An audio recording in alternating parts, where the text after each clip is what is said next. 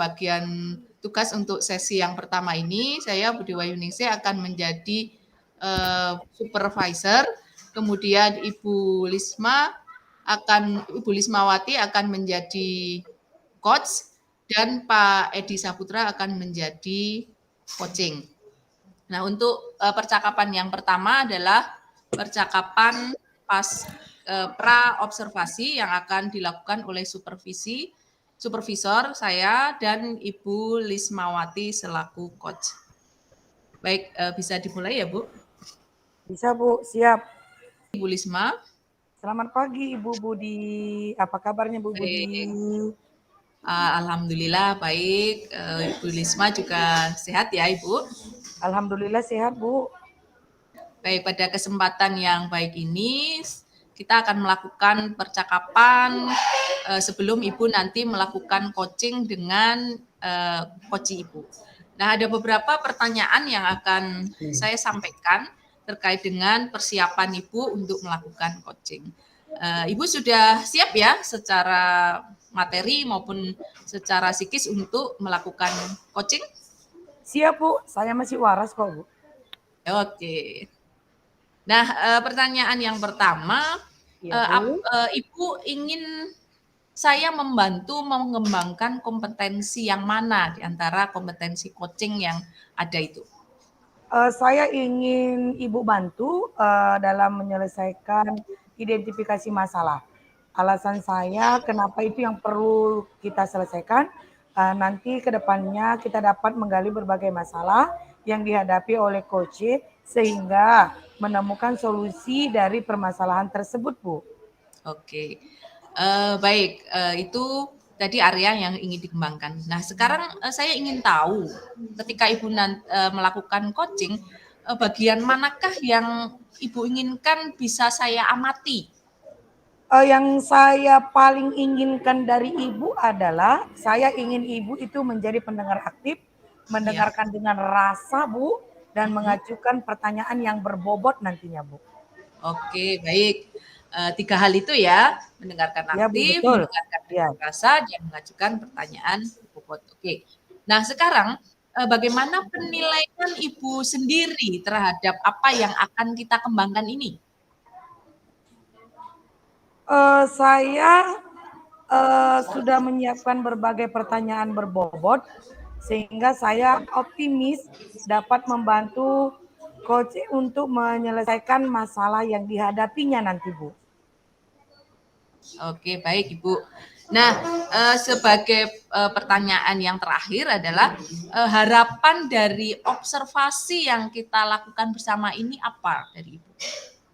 Harapan saya, Bu, terutama nanti untuk guru tersebut, saya dapat mengetahui apa sih tujuan percakapan dan apa yang akan apa sih tujuan percakapan yang kita lakukan nanti, serta mengembangkan kompetensi coaching dan dapat memberikan umpan balik dari pengamat, Bu. Sebagai Ibu nanti memberikan umpan balik dari kegiatan nanti, Bu. Ya, baik Ibu. Dari percakapan kita kali ini, saya rasa Ibu sudah sangat siap untuk melakukan coaching ya dengan coach Ibu. Baik, saya serahkan. Ya, baik. Sekarang saya serahkan sepenuhnya kepada Ibu Lisma untuk melakukan coaching dengan coach Ibu. Dipersilakan Ibu. Oke, terima kasih Bu. Tetap bersama saya ya Bu. Iya, siap. Iya, izin saya menjumpai Pak Edi ya Bu.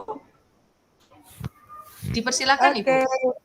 Iya, halo Pak Edi, assalamualaikum, selamat pagi Pak Edi, salam dan bahagia.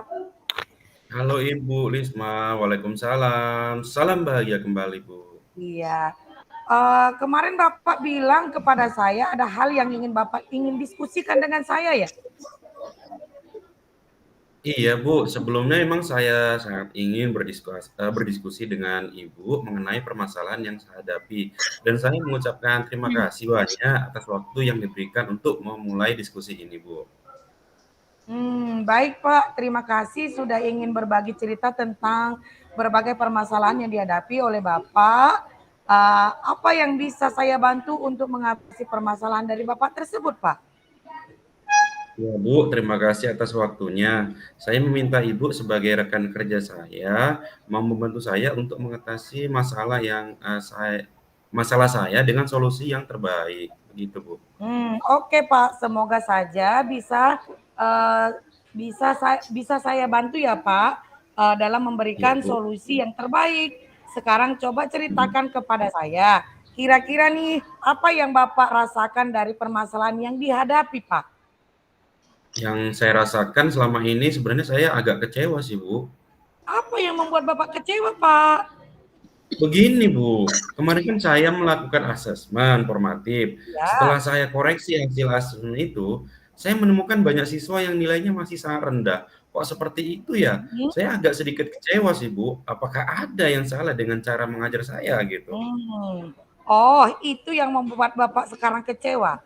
Kalau boleh tahu, Bapak bisa ceritakan ke saya bagaimana proses pembelajaran di kelas selama ini Bapak buat atau Bapak ajarkan?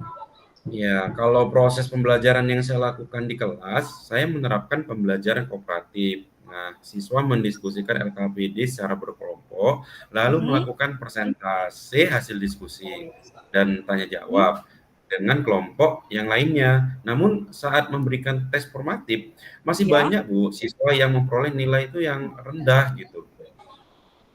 Iya, iya, iya. Berkaitan dengan permasalahan itu, apa yang Bapak lakukan untuk mengatasi masalah yang Bapak hadapi?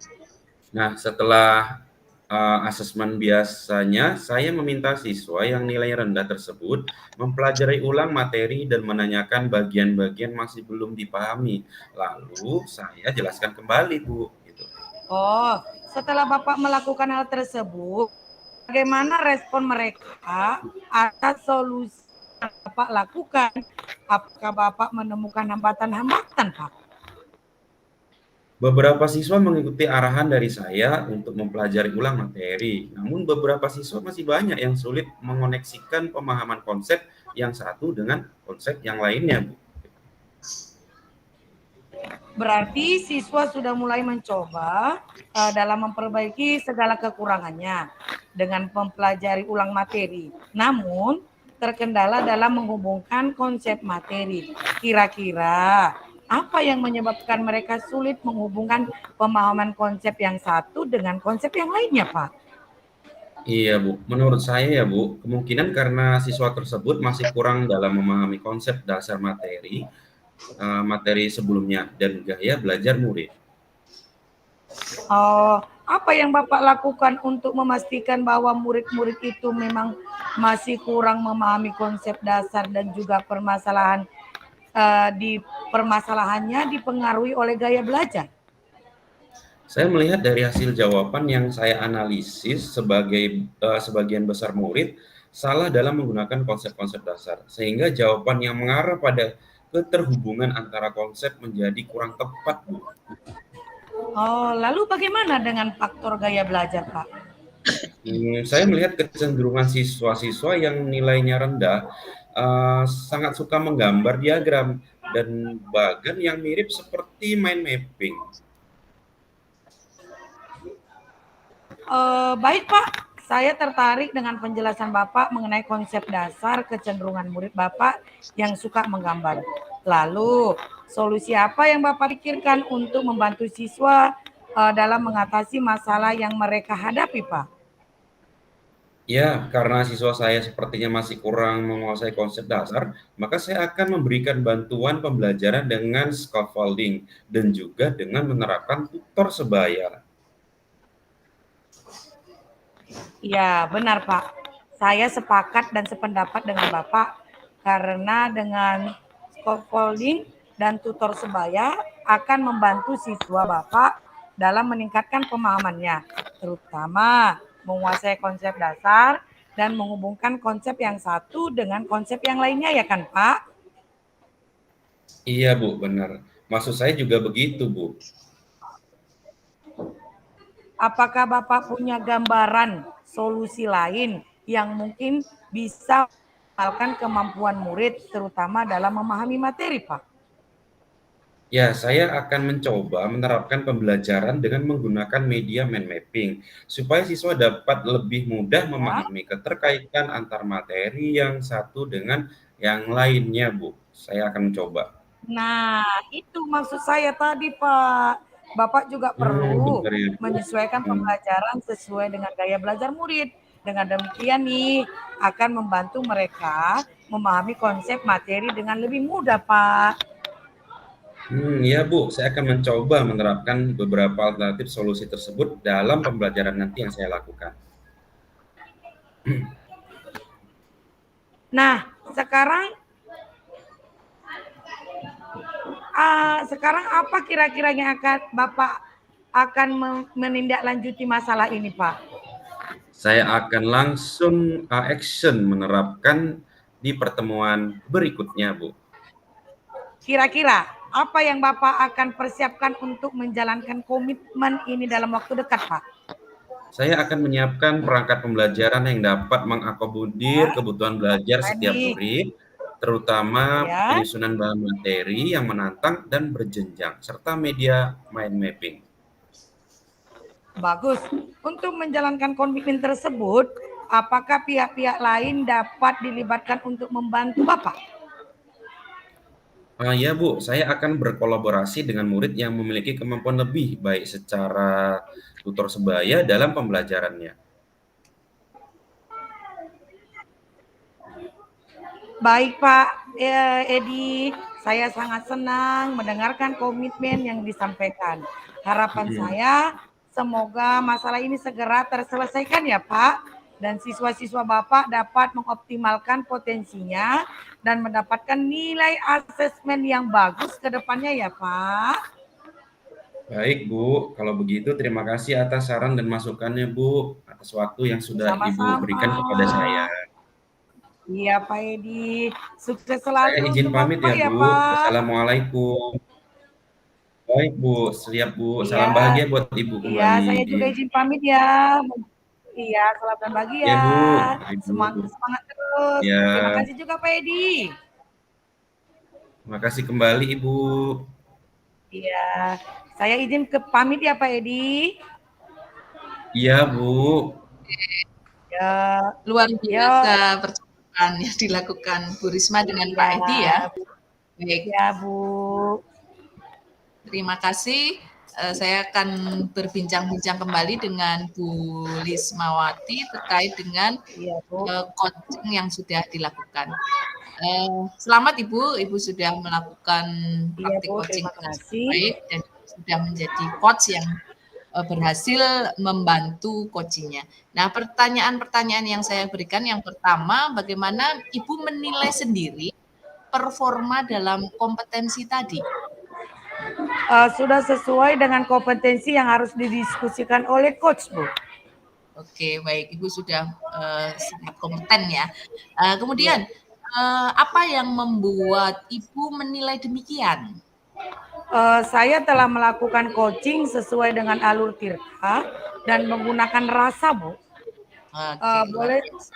Ya Bu. Oke, bolehkah saya menyampaikan hasil pengamatan saya terhadap praktik coaching tadi?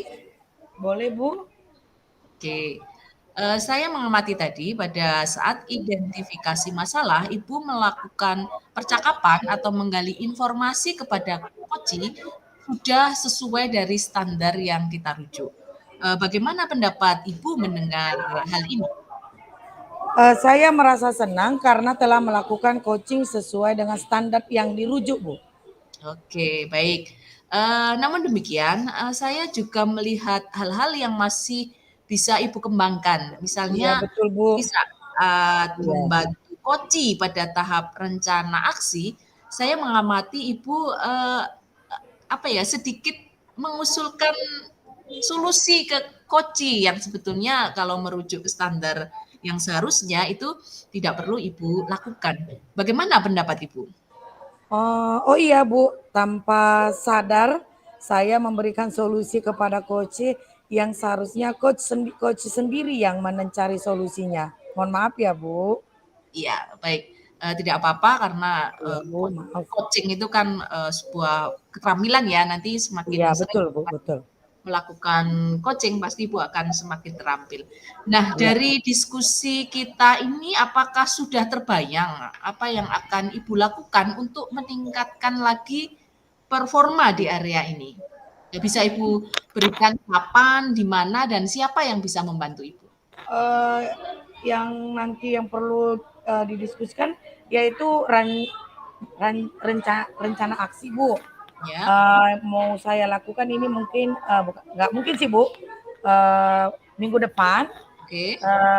di sekolah saya, yang membantu saya nanti itu, Bu, saya mengharapkan kepada guru senior saya, Bu, yang ada di sekolah Oke. tersebut. Baik, jadi Ibu sudah punya rencana ya untuk Iya, meningkatkan. Bu. Iya, betul, Bu. Untuk Baik, perbaikan lah, Bu. ya, hasil pengamatan yang saya lakukan sudah saya catat dalam form Ya, supervisi Bu. akademik ya, Ibu. Jadi Ya, terima itu kasih, sudah Bu. terdokumentasi. Nah, sebagai pertanyaan penutup, hal apa yang Ibu dapatkan dari proses ini?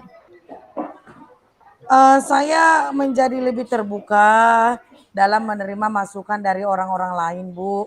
Untuk perbaikan saya juga, ya, Bu, ke depannya, Bu. Kalau saya mendapatkan berbagai masukan dari orang lain, Bu. Baik, Ibu. Terima kasih atas percakapan kita kali ini. Semoga ke depannya Ibu akan lebih sukses membantu teman-teman dalam.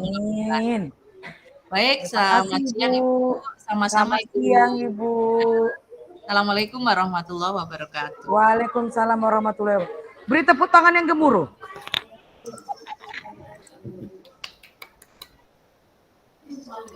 Oke, saya